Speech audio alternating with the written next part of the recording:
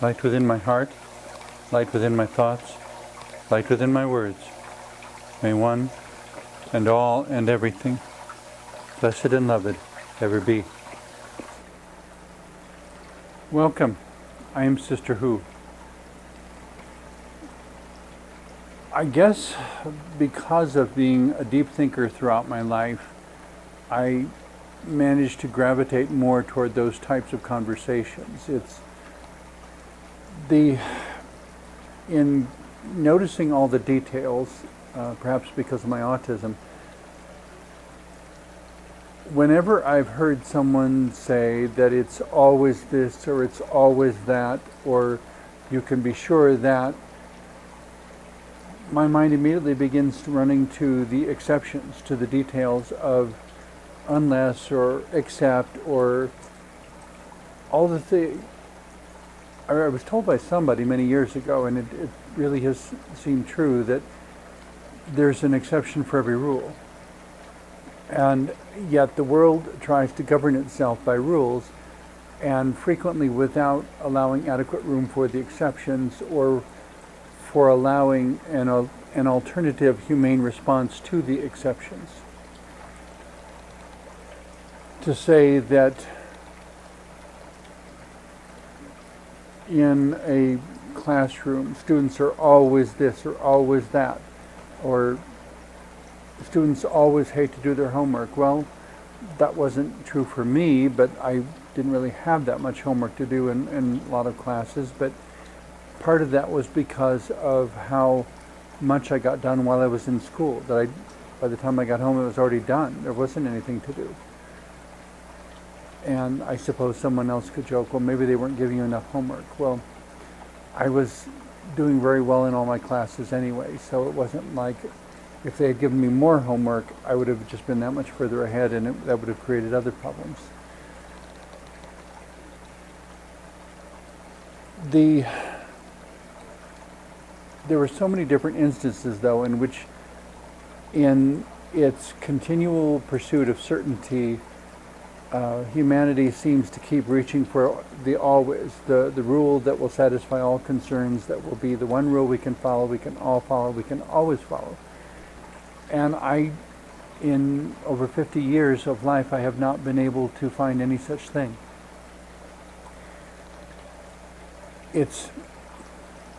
I guess the only time I would use the word always is to say that the best answer is always sometimes. Because the minute you try to say that it's always this or it's never that, my busy little mind immediately starts thinking of the exception. Unless or except. Well, that would never happen, and then it happens. And we're left standing there going, what do I do now? Instead of understanding just what a fluctuating, diverse thing this miracle of life is.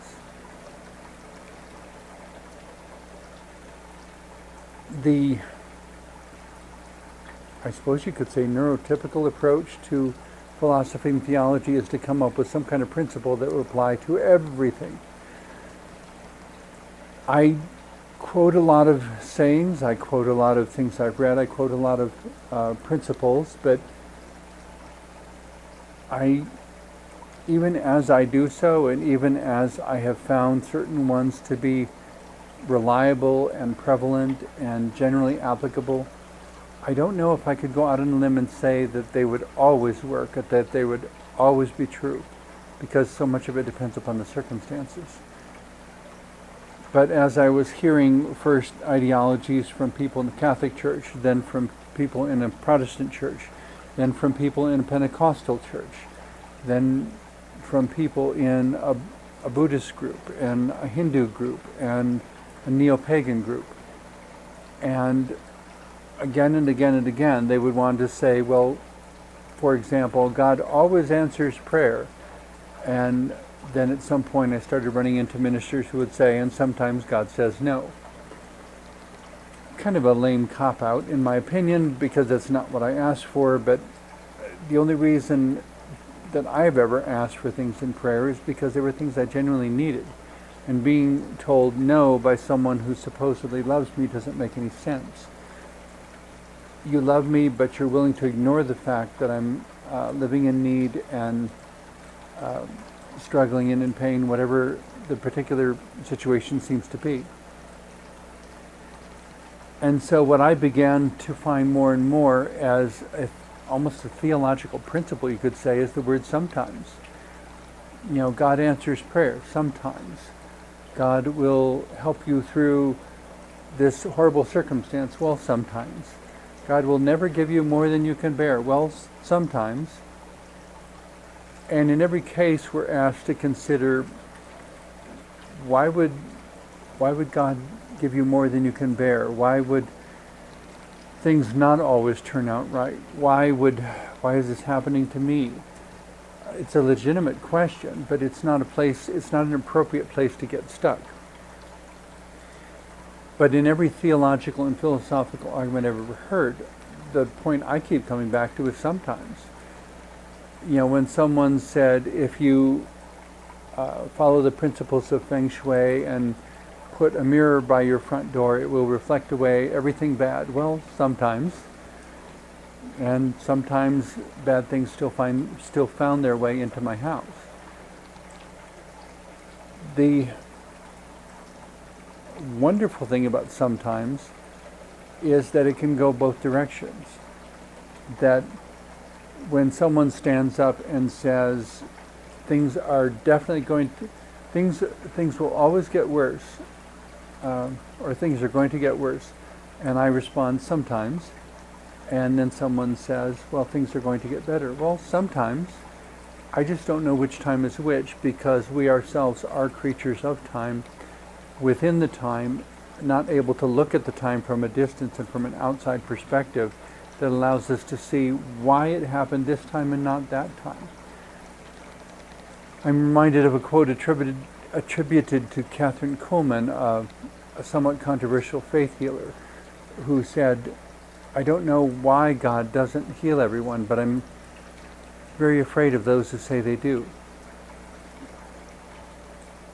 Those are, I would suggest, are people who are very fond of the word always.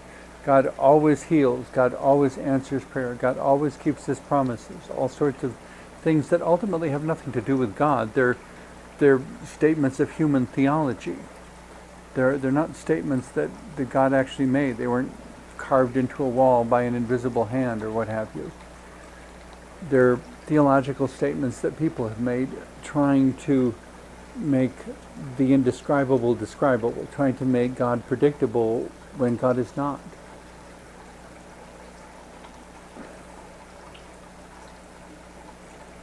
The challenge, problem,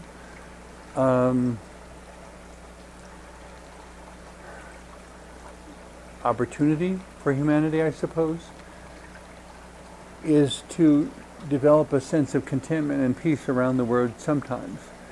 That as important as it is for us to show up and do our best, it is equally important to understand that the world is a shared space, and that sometimes things go a different direction because of someone else who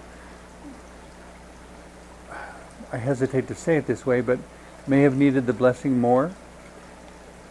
That suggests competition again, and I'm not trying to make things competitive, but sometimes it is helpful to remember that the world is a shared space, and consequently we all take turns being the one in need, and at some deeper level we simply all take turns. That where it may be that person's turn to win the lottery this week, it may be somebody else's turn next week. Will it ever be my turn within this lifetime? I don't know. I guess we'll figure it out when it happens. Until then, I have to do the best with whatever's within reach and accept that sometimes I will win and sometimes I will lose. But even when I lose, sometimes there will be a better option or a way out of it that I could not have foreseen before being in that position.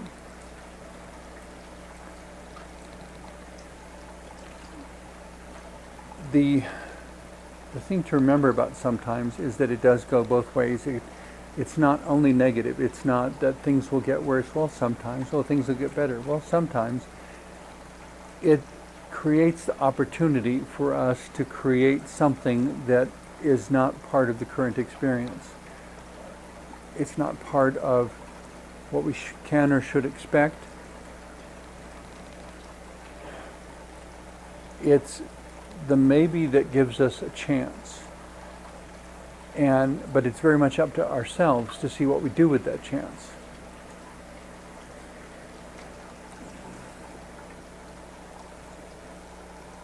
And sometimes I think I know the right thing to do, and sometimes I'm absolutely sure that I don't know any right thing to do.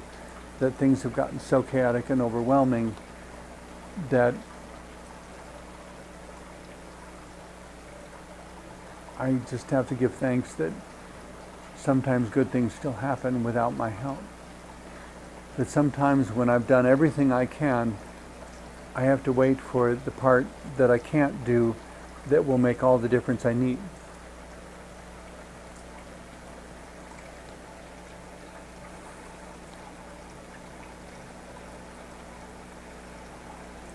The additional challenge, I guess, when it comes to people, that very much ties into the dynamic of forgiveness, is that as much as somebody has hurt me or lied to me or done something to betray my trust, sometimes they act in ways that are in the opposite direction. Sometimes the one who betrayed me will do something that makes me a winner, that allows me to come out on top, that allows me to resolve a problem that I otherwise couldn't have. And that if it hadn't been for that supposed enemy on this one occasion listening and heeding my words, that all would have been lost, except that sometimes my enemy defies the expectations put on him as well. That where a community expected someone to be bad and expected someone to be untrustworthy, that community finds that sometimes the person does the right thing, and sometimes love prevails, and sometimes wisdom is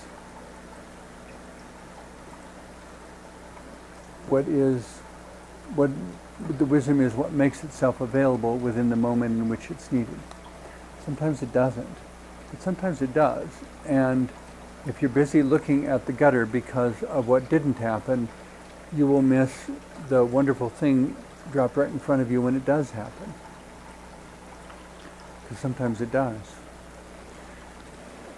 Thinking in terms of the specific application of sometimes you think you know someone, sometimes it turns into betrayal, but in other times it can also be turned into discovery. At this point in time, I have recorded over 410 shows of Sister Who Presents or other sorts of shows featuring Sister Who.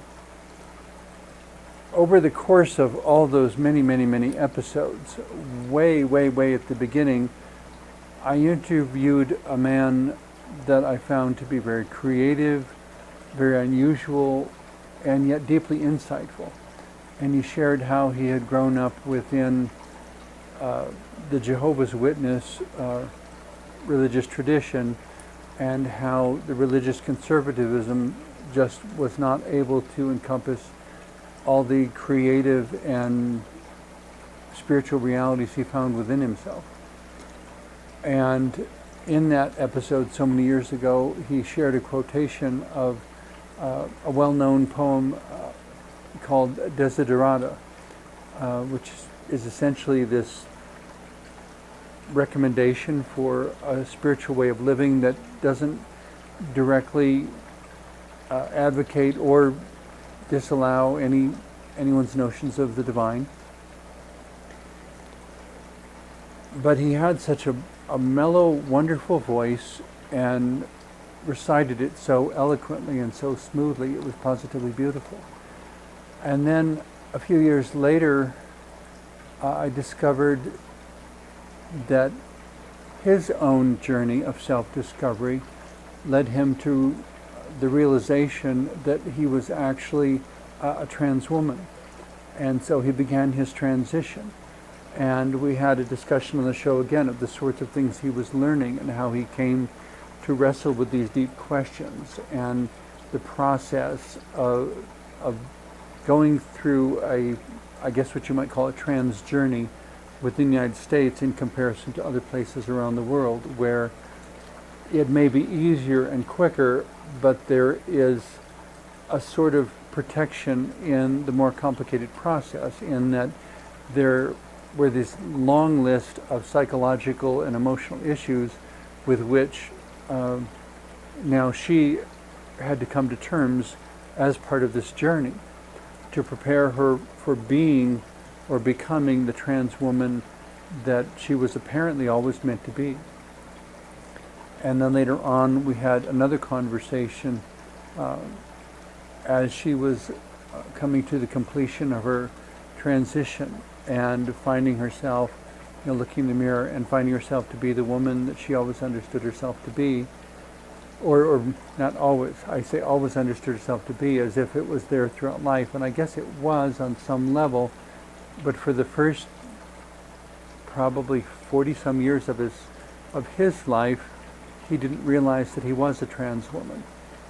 He was seeking some kind of vocabulary, some kind of awareness that would make sense of all these disparate qualities, and ultimately did find it. But it kind of brings us back to the word sometimes, is that ideally people would be able to figure out in childhood and their teenage years whether they are gay, straight, trans, lesbian, intersexual, whatever, so that then they could spend their entire adult lives building on that understanding.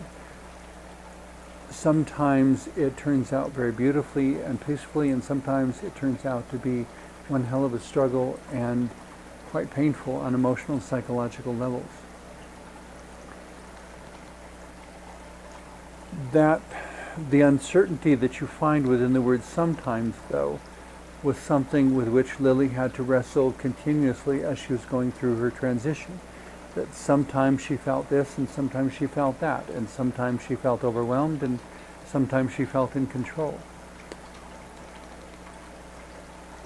The encouragement, I hope, of the word sometimes is that sometimes, even in the worst moments, some sort of breakthrough is still available, some sort of overlooked piece, something that makes all the difference, and you finally find it, and then you discover it was there all along. Well, why didn't I see that before? In some ways it's analogous to me finally being diagnosed with autism. In retrospect, I can look back all the way into early childhood and reflect upon memories and times that would have made it abundantly clear that, of course, I'm a high-functioning autistic. The problem was that at that point in time, the world didn't have that kind of terminology or understanding. No one had an understanding that high-functioning autistics existed, much less that it would have anything to do with me. And sometimes I felt quite overwhelmed, and sometimes I had meltdowns, but we didn't know to call them meltdowns. And sometimes, in spite of all the discouragements and all the struggle and all the intensity, I still made it through. And I still managed to accomplish all sorts of things that nobody would have believed were possible.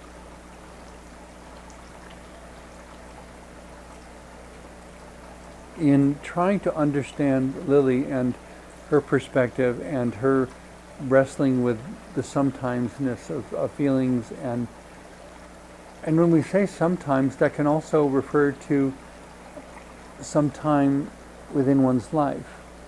That there was a time where he thought it was this way, and then she discovered that it was this way, and it was quite different.